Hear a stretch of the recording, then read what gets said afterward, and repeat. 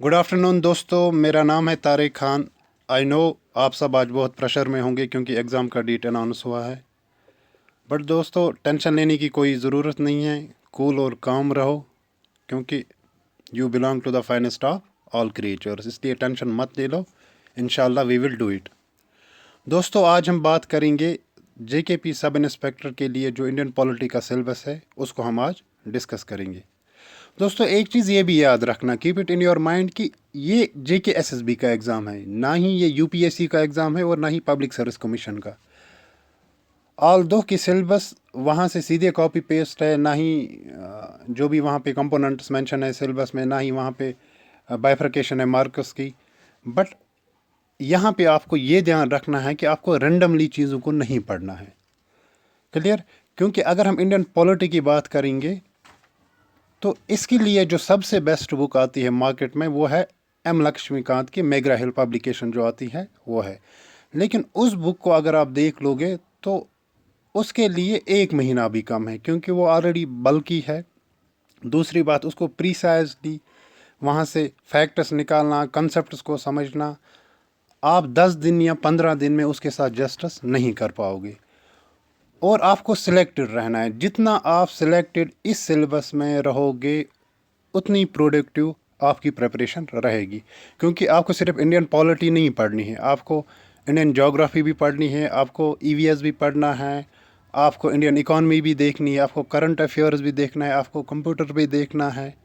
ठीक, तो इसलिए सिलेक्टेड रहना है, अच्छे से पढ़ना है, तब जाके आपकी जो प्रिपरेशन है या जो भी आप टाइम दे रहे हो इंडियन पॉलिटी पे वो प्रोडक्टिव रहेगा और आपके क्वेश्चन निकल सकते हैं एग्ज़ाम में। दोस्तों, जब हम इंडियन पॉलिटी के सिलेबस की बात करते हैं तो सीरियल नंबर 4 जो सिलेबस है उसमें जो मेंशन है इंडियन पॉलिटी का सिलेबस वो ये है कि Indian polity and governance, constitution, political system, panchayat Raj institutions, public policy, rights, issues etcetera. दोस्तों, ये जो एट्सेट्रा होता है ना, यहाँ से बहुत सारे टॉपिक्स होते हैं और यहाँ से बहुत सारे क्वेश्चंस भी फिर बनते हैं। ठीक दोस्तों, इसलिए अब हम सिलेबस को देख लेते हैं। चलिए जी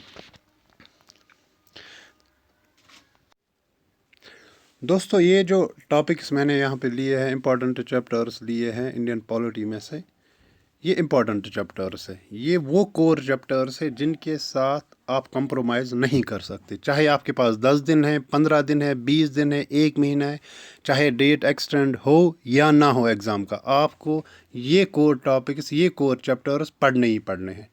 इनमें से first chapter that is making of Indian constitution. इसमें आपको देखना है कि कॉन्स्टिट्यूंट असेंबली जो इंडिया की थी, जिसने कॉन्स्टिट्यूशन ऑफ इंडिया बनाया, उसमें कितने मेंबर्स थे। ठीक, कमिटीज़ देखनी है इसमें। ठीक, ड्राफ्टिंग कमेटी जैसे, इसमें फैक्ट्स है, कुछ फिगर्स है, इसमें कुछ पर्सनालिटीज़ आएंगी। ठीक, जो हमारे मेकर्स ऑफ इंडियन कॉन्स्टिट्यूशन है उनको याद रखना है। इस उसके बाद है प्रियम्बल ऑफ इंडियन कॉन्स्टिट्यूशन, इसको देखना है। ठीक, सिटीजनशिप जो इंडियन कॉन्स्टिट्यूशन में mention is one of the most important and most burning topic, इसको हम अच्छे से देखेंगे, इसके रिलेटेड आर्टिकल्स देखेंगे। Fundamental rights, fundamental duties and directive principles of state policy, इसमें तो क्वेश्चन बनते ही बनते हैं हर एग्ज़ाम में। Clear?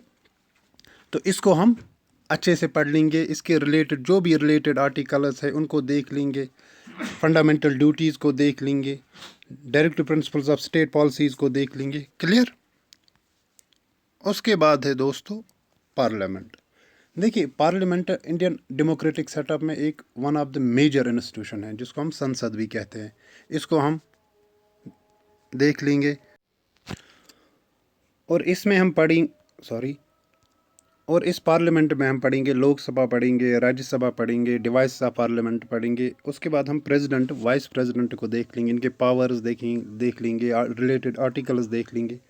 Prime minister, council of ministers, इसको हम अच्छे से पढ़ लेंगे। गवर्नर, लेफ्टिनेंट गवर्नर, इसको भी हम अच्छे से कवर अप करेंगे। उसके बाद है दोस्तों chief minister, council of ministers, judiciary है हमारे पास, सुप्रीम कोर्ट, हाई कोर्ट, इसमें हम रिट्स देख लेंगे। ठीक, और इसमें हम जुडिशल रिव्यू देख लेंगे, जुडिशल एक्टिविज़म देख लेंगे, पीआईएल को हम देख लेंगे। उसके बाद है कॉन्स्टिट्यूशनल बॉडीज़, मोस्ट इम्पॉर्टेंट, इसमें हम कैग देखेंगे, यूनियन पब्लिक सर्विस कमीशन देखेंगे, पब्लिक सर्विस कमीशन देखेंगे, फाइनेंस कमीशन देखेंगे, इलेक्शन कमीशन देखेंगे, commission on schedule caste and schedule tribes, ये भी एक बर्निंग टॉपिक है, इसको भी हम अच्छे से पढ़ लेंगे। फिर है एंटी डिफेक्शन लॉ, उसके बाद है अमेंडमेंट प्रोसीजर क्या है इंडियन कॉन्स्टिट्यूशन के लिए, जिसमें हम आर्टिकल 368 पढ़ेंगे कि हम कॉन्स्टिट्यूशन को कैसे अमेंड कर सकते हैं। इमरजेंसी प्रोविजंस हम पढ़ लेंगे, मतलब जब एबनॉर्मल सिचुएशन इंडिया में होती है उस टाइम पे पावर की कंसंट्रेशन कहाँ पे होती है, रिलेटेड आर्टिकल्स क्या है, स्टेट लेजिस्लेचर या स्टेट्स के साथ उस टाइम पे उनके पावर्स को कैसे श्रिंक किया जाता है। प्रेशर ग्रुप्स हम पढ़ेंगे जो ऑलरेडी सिलेबस में मेंशन है, और पंचायत राज इंस्टीट्यूशन। दोस्तों एक चीज़ मैं आपको क्लियर करना चाहता हूँ कि ये कोर टॉपिक्स है, मैंने पहले ही कहा कि ये पढ़ने ही पढ़ने हैं। इसके बाद अगर हमें टाइम बचा उसके बाद जो रिमेनिंग टॉपिक्स है, जैसे फॉर्म ऑफ गवर्नमेंट है हमारे पास, parliament and federal form of government, उसको भी हम पढ़ लेंगे। जैसे पॉलिटिकल पार्टीज़ क्या होती है उसको भी हम देख लेंगे। इलेक्टोरल रिफॉर्म्स हैं उसको भी हम फिर देख लेंगे। Apart from these core topics दोस्तों, जो ऑलरेडी सिलेबस में मेंशन है डायरेक्टली और इनडायरेक्टली, क्योंकि जो सिलेबस दिया गया है JKPSI का दोस्तों ये बहुत ही एब्स्ट्रैक्ट है, इसको डिकोड करना, क्या पढ़ना क्या नहीं पढ़ना है, सबसे इम्पोर्टेंट ये है। क्योंकि रैंडमली अगर आप चीज़ों को पढ़ने बैठोगे ना तो क्या होगा, एक तो आपकी जो मेहनत है वो स्मार्टली नहीं जाएगी। इसलिए इंडियन पॉलिटी में से इन चैप्टर के साथ कंप्रोमाइज़ आप नहीं कर सकते, इनको हम पढ़ेंगे ही पढ़ेंगे डेफिनेटली, और एग्ज़ाम से पहले ही इंशाल्लाह कवर अप करेंगे। और दोस्तों अपार्ट फ्रॉम दीज चैप्टर्स मैंने यहाँ पे कुछ मिसलेनियस टॉपिक्स लिए हैं जिनमें से क्वेश्चन पुट अप हो सकते हैं। जैसे JKP Jammu and Kashmir police की हिस्ट्री क्या रही है, विंग्स क्या है इसमें, इंडियन आर्मी के मेजर ऑपरेशंस क्या है, जैसे चिनार कॉर्पस है या राष्ट्रीय रफल्स जो होते हैं, ये इनके रिलेटेड क्वेश्चन क्या है, हिस्ट्री क्या है, ताकि जो एग्ज़ाम पॉइंट ऑफ व्यू से इम्पॉर्टेंट है उनको भी हम पढ़ लेंगे। और दोस्तों सबसे इम्पॉर्टेंट यहाँ पे और एक चीज़ है कि मैं ये भी देख रहा हूँ कि मैक्सिमम जो भी एस्पिरेंट्स है वो डिमोटिवेट हुए हैं क्योंकि एक टाइम कम है। हालांकि ये तो जेन्युइन डिमांड है कि टाइम मिलना चाहिए, और बट ये सारी चीज़ें रिक्रूटमेंट एजेंसी के हाथ में है, हमारे हाथ में नहीं है। तो हाथ पे हाथ रखने से बेहतर, या इस एक महीने में मैं क्या करूँगा, इससे बेहतर ये है आप पेन और पेपर उठाओ और काम पे लग जाओ। और दोस्तों एक बात याद रखना कि हम सब एस्पिरेंट्स में एक चीज़ कॉमन होती है, वो ये है कि उम्मीद, हम सब में ये होप होता है कि कल नहीं तो आज हमारी मेहनत रंग लाएगी। एंड यू नो व्हाट, आप परेशान क्यों होते हो या आप में एंजाइटी ज़्यादा क्यों होती है अपने करियर को लेकर?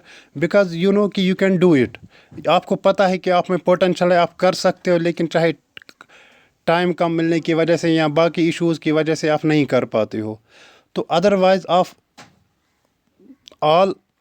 अदरवाइज़ ये चीज़ भी है कि आप कोशिश में लगो, इंशाल्लाह आपकी मेहनत रंग लाएगी। बाकी ये एंजाइटी, परेशान होना, ये टू सम एक्सटेंट गुड भी है, ठीक, क्योंकि इससे आप ज़्यादा मेहनत करते हो। But excess of everything is bad, ज़्यादा टेंशन लोगे, ज़्यादा एंजाइटी होगी, और फिर ना बॉडी काम करेगी और ना ही आपका दिमाग। इसलिए कूल और काम रहो, और याद रखो कि आप ऑलरेडी स्पेशल हो।